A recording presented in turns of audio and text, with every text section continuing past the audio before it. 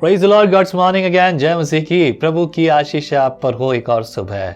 कल हमने पढ़ा था शिमशोन के बारे में, शिमशोन के जन्म के बारे में, शिमशोन के जन्म की कहानी के बारे में, कि शिमशोन की असली कहानी क्या है। दुनिया भर में शिमशोन की कहानी लोग सुनाते हैं, लेकिन बहुत से लोगों को तो ये पता नहीं कि शिमशोन की असली कहानी है कहाँ, क्यों रची गई, उसे ऐसी ताकत आई कहाँ से, क्या हुआ था शिमशोन के साथ। No one knows about it. मतलब बाइबल के पढ़ने वालों के अलावा लोगों को पता नहीं है इसके बारे में।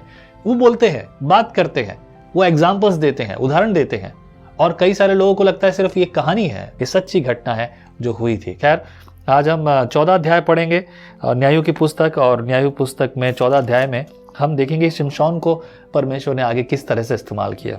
तो 14 अध्याय पहले वचन में लिखा है, शिमशोन तिम्ना को गया और तिम्ना में एक पलिश्ती स्त्री को देखा।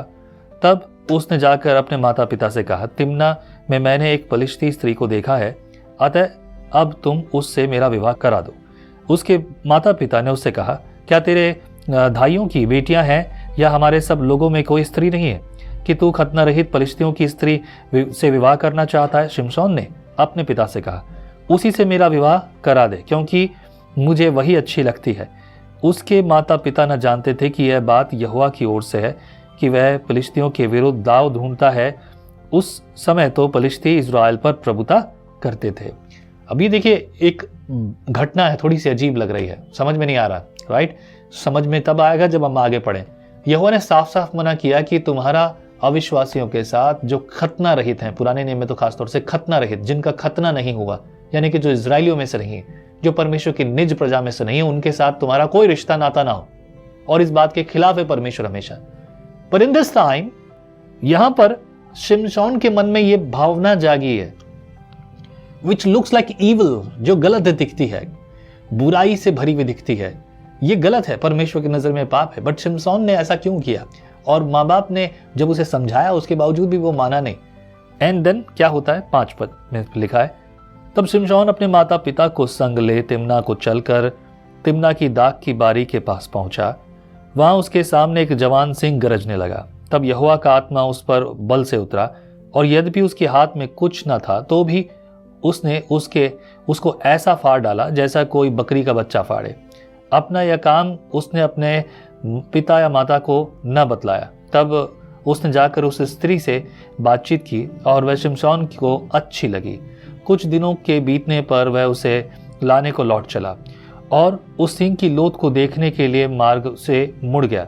तो क्या देखा कि सिंह की लोथ में मधुमक्खियों का एक झुंड और मधु भी है। तब वह उसमें कुछ हाथ में लेकर खाते खाते अपने माता के पिता के पास गया, और उनको यह बिना बताए कि मैंने इसको सिंह की लोथ में से निकाला है, कुछ दिया, और उन्होंने भी खाया।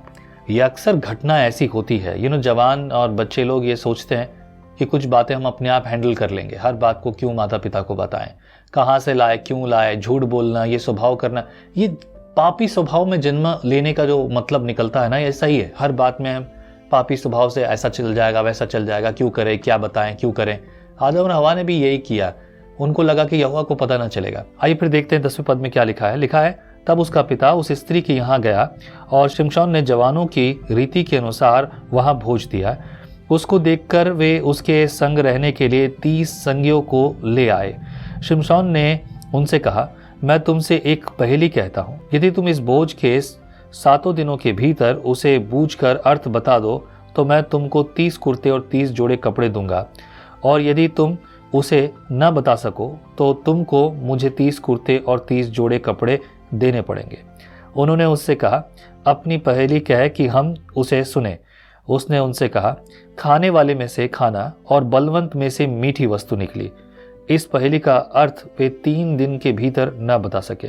7वें दिन उन्होंने शिमशोन की पत्नी से कहा, अपने पति को फुसला कि वह हमें पहेली का अर्थ बताए, नहीं तो हम तेरे पिता के घर समेत आग में जलाएंगे। क्या तुम लोगों ने हमारा धन लेने के लिए हमें न्योता दिया है? क्या यही बात नहीं है? तब शिमशोन की पत्नी यह कहकर उनके सामने रोने लगी, तू तो मुझसे प्रेम नहीं, बैर ही रखता है। तूने एक पहेली मेरी जाति के लोगों से तो कही है, परंतु मुझको इसका अर्थ भी नहीं बताया। उसने कहा, मैंने उसे अपने माता पिता को भी नहीं बताया, फिर क्या मैं तुझको बता दूं?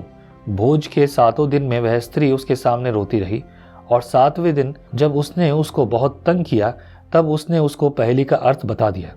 तब उसने अपनी जाति के लोगों को बता दिया।